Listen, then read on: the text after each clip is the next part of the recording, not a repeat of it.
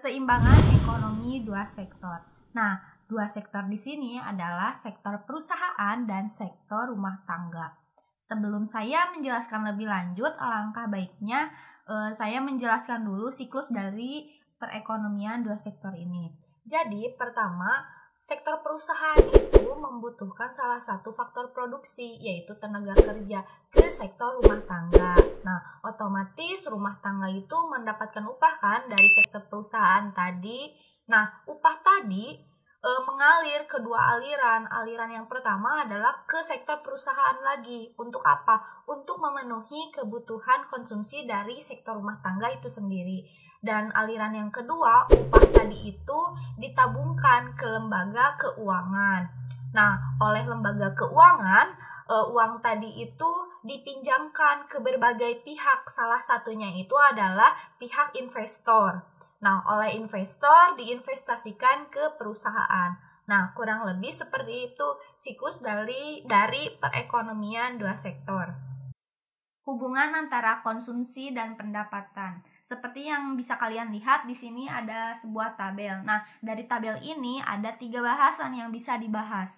Yang pertama adalah ketika Y kurang dari C, maka sektor rumah tangga itu cenderung untuk mengorek tabungan yang ada. Nah, di sini bisa dilihat ya, ketika seseorang itu pendapatannya 0 dan pengeluaran konsumsinya 125, nah sektor rumah tangga itu cenderung untuk mengorek tabungan yang ada sebesar berapa? Sebesar pengeluaran konsumsinya, yaitu 125.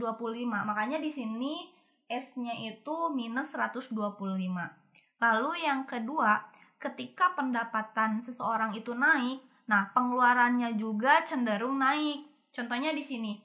Ketika pendapatan seseorang itu 100, pengeluaran konsumsinya adalah 200. Nah, ketika si pendapatan seseorang itu naik menjadi 200, ternyata si pengeluaran konsumsinya juga naik menjadi 275.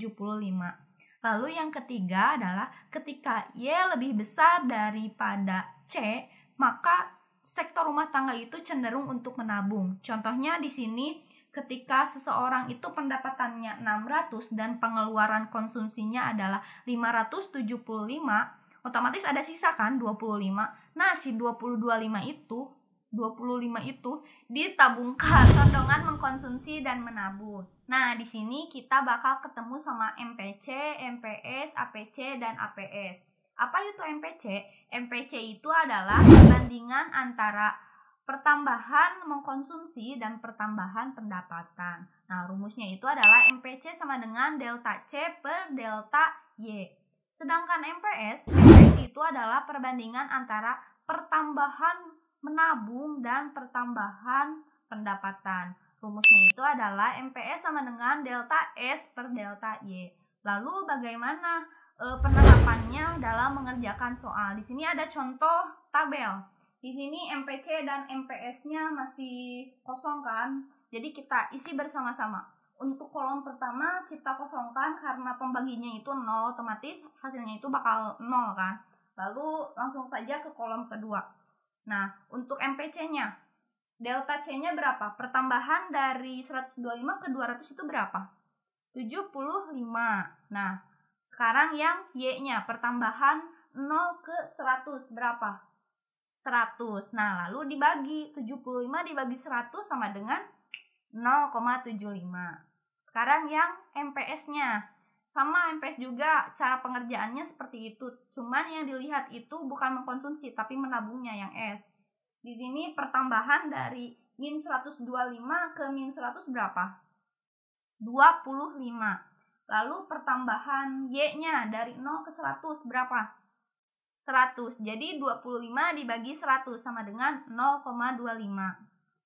Oh iya, gak cuma kamu dan si dia loh yang punya hubungan, MPS dan MPC juga punya hubungan. Jadi ketika MPC dan MPS ditambahkan, maka hasilnya itu pasti 1.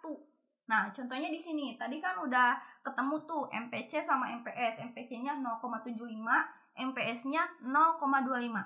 0,75 ditambah 0,25 berapa? 1. Lalu APC dan APS. Apa itu APC?